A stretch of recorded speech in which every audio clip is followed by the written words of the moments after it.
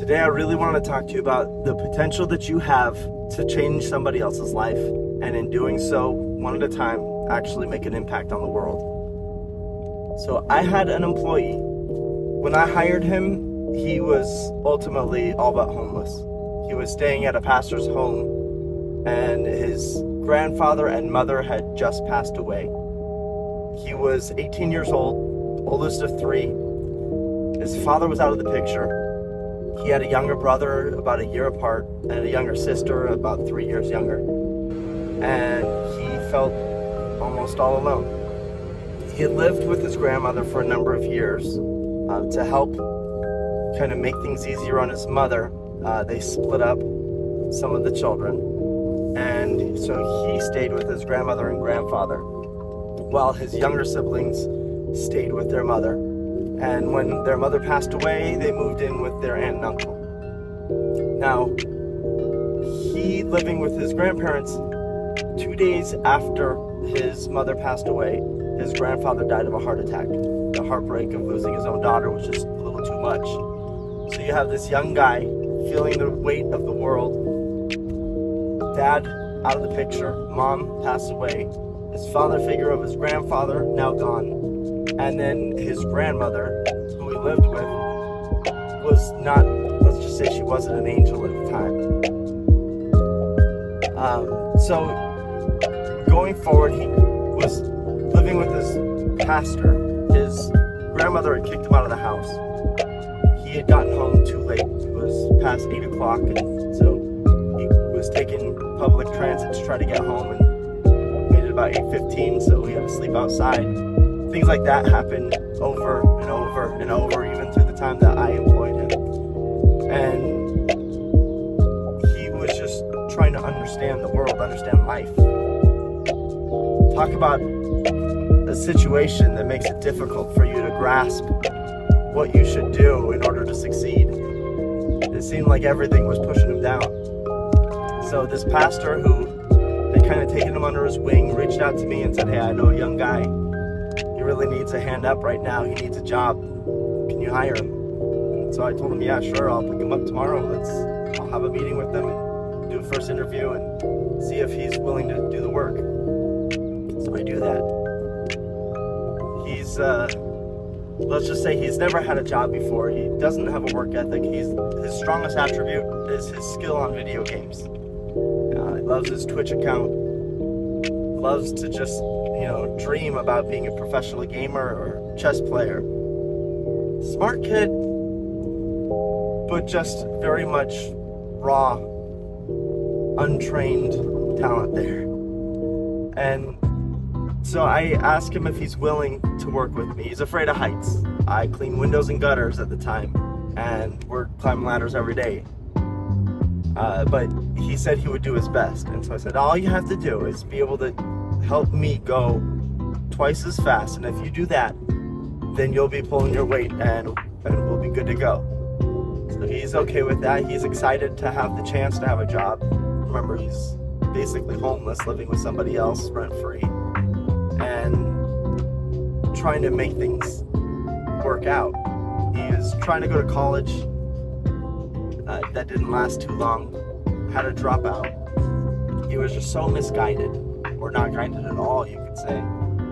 And meanwhile, his younger siblings are in the public school system. Somebody else is watching after them, making sure they're fed. And so I take him under my wing, start to mentor him just as a person, giving him just constructive criticism, saying, "Hey, when I do this, you need to do that." Just basic. I'm not even anything that's critical or strong or harsh, but just the most basic commands. He would freeze up as if he was guilty and in trouble. So I had to sit him down for lunch and say, look, bud, if I say just to do this differently, it's nothing wrong with what you've been doing. It's just there's a right way to do it or a better way to do it. And so if I tell you to do it differently, don't take it personal. It's just simply a command, and all you have to do is say yes, sir, and it'll be over. Apply it to the future.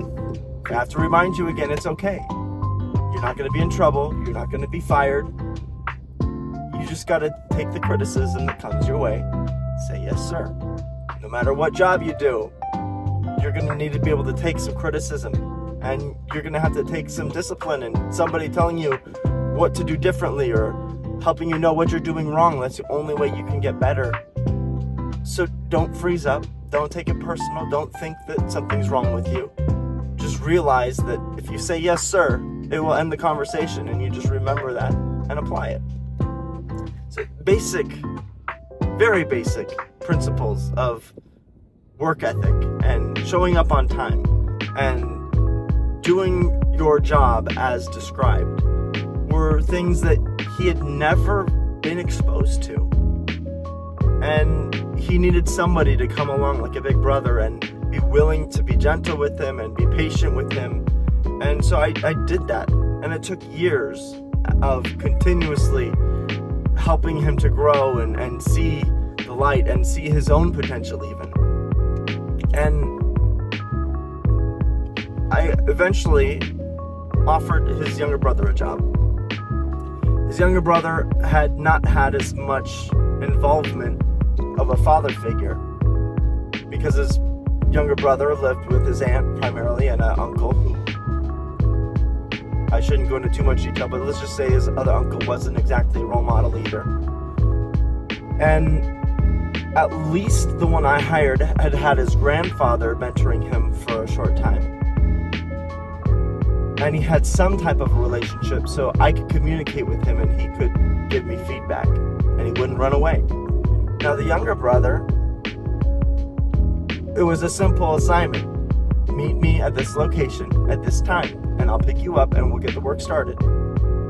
He doesn't show up. He calls me later. Hey boss, can you pick me up at this place? He tries to give me a runaround. I was supposed to meet up with him that morning and he gave me some silly excuse. I said, I'm sorry, it's too late for me to pick you up today. It would be out of the way.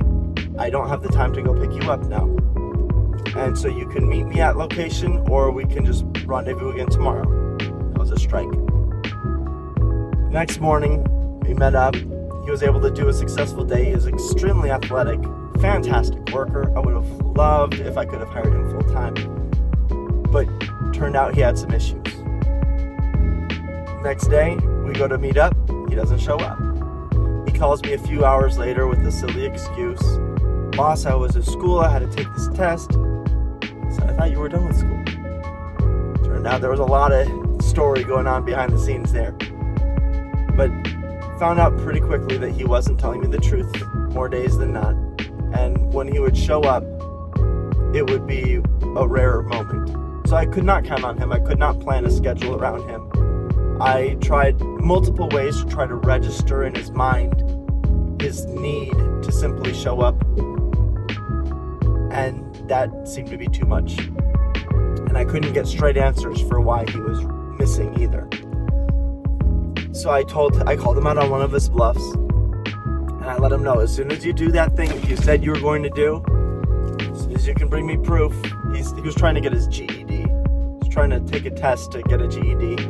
And fairly simple process, but that was the primary excuse he kept giving me for why he couldn't show up to work. And I knew he wasn't doing it. He was supposed to be attending some classes for his GED program a couple days a week.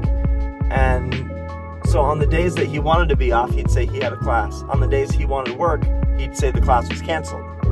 Meanwhile, I find out later there were legitimate classes he was supposed to be attending, and he never went to one of them.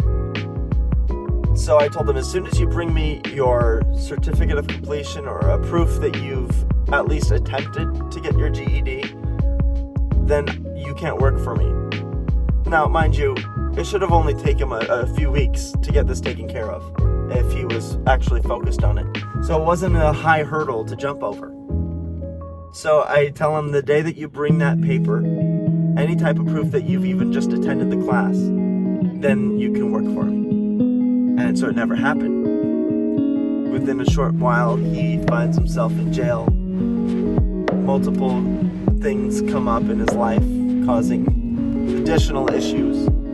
Gets a girl pregnant, lands in jail again. It's just one thing after another. And I had given him other opportunities to make amends and come back and work for me. I left an open door for him because I just had so much compassion for him. I knew his background. I knew there wasn't much that had been invested into his life. And it was a lot to ask the most basic things. So I tried to start him with the most elementary principles.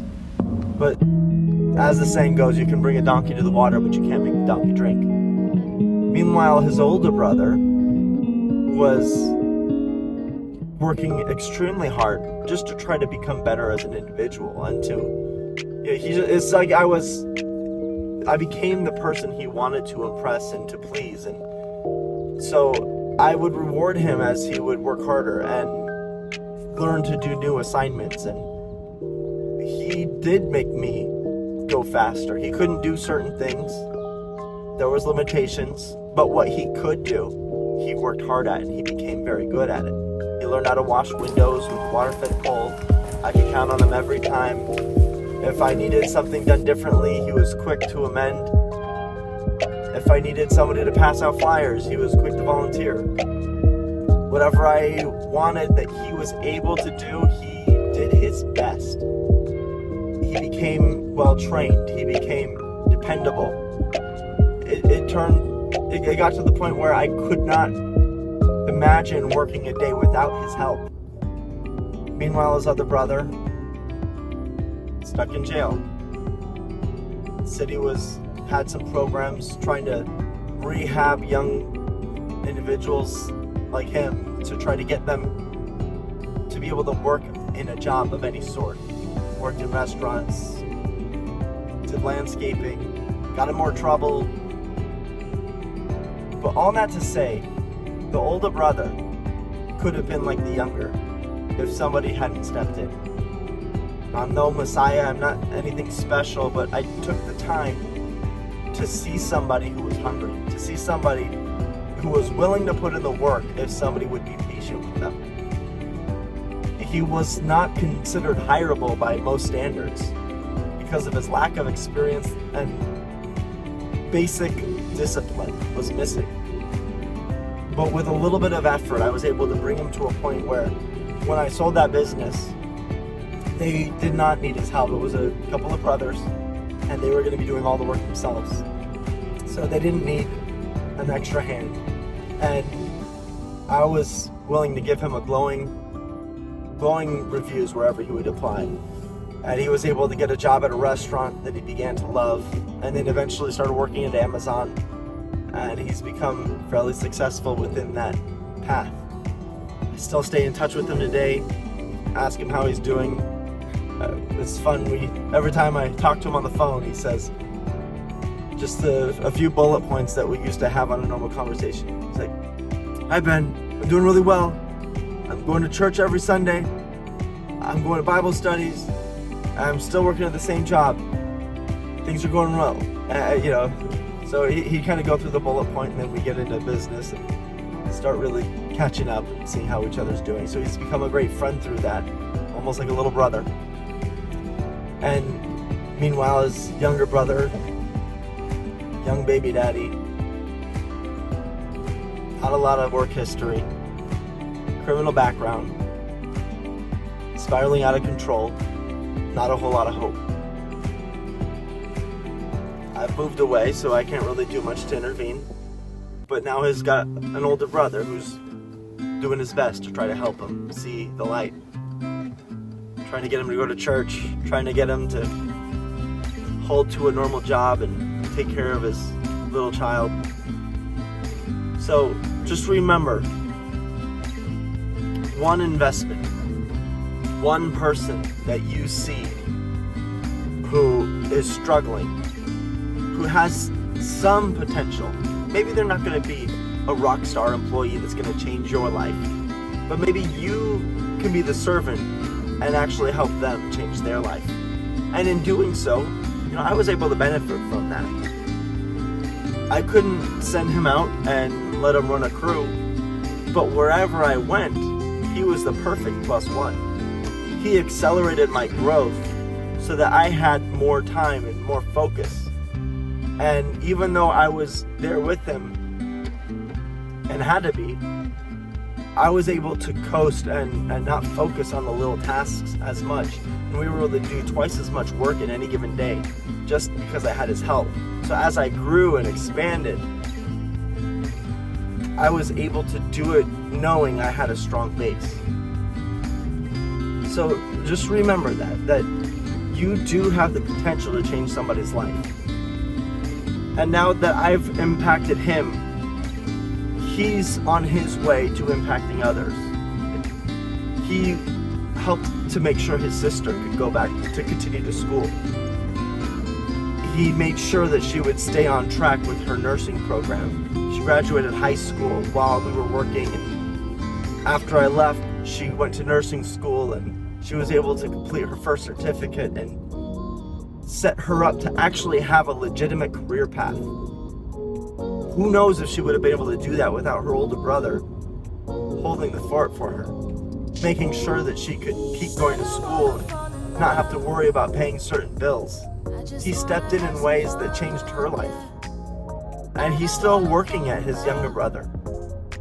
He's still trying to find a way to get through to him and help him to elevate his life. I call my company Blue Ladder. Next Level Clean is my tagline. And this channel's also been called Blue Ladder. I may change that in the future, but my main motivation is to help you help others level up their lives. Let's see if we can change one life at a time, and in doing so, maybe we could change the world. Keep at it, guys. Stay focused, do what you can. Don't let an opportunity go pass by. You never know what that opportunity might lead to. And remember, you have the power to change lives.